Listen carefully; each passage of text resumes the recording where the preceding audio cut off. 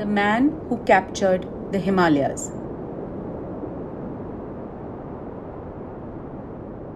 In 1863, a few days after he set off from Shimla for his first Himalayan photography expedition, Samuel Bourne, an amateur photographer and former bank clerk from England, made an alarming discovery.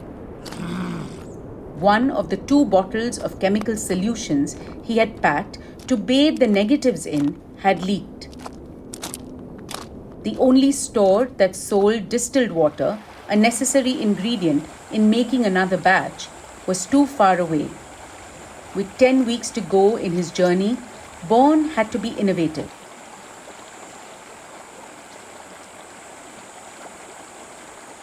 He used mountain water. The results were beyond his imagination. Here's how he describes it in a letter to the British Journal of Photography. To my surprise and delight, I found the water entirely free from carbonate and sulfate of lime and organic matter. I made another bath with it and found that it not only worked remarkably well, but it had a peculiar aptitude for rendering clouds. By the time he came to India, Bourne had acquired a reputation as a keen amateur photographer. The next few years spent traversing the valleys, inclines, and glaciers of the Himalayas would seal his legacy as one of the world's preeminent travel photographers. He was one of the first few to capture the grandeur of the Himalayas, Spiti Valley, and the Gangotri Glacier, the source of the river Ganga.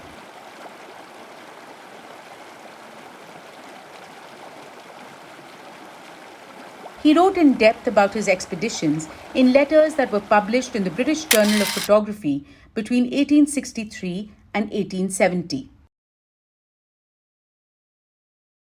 These tremendous feats would not have been possible without key Indian ingredients. The mountain water, of course, and the unfettered access and hospitality offered by the locals to the British photographer. Bourne and a fellow photographer, Charles Shepherd, went on to set up successful commercial studios in Shimla, Calcutta, and Bombay. During his 7 years in India, Bourne produced more than 2,000 photographs of Indian architecture and landscape.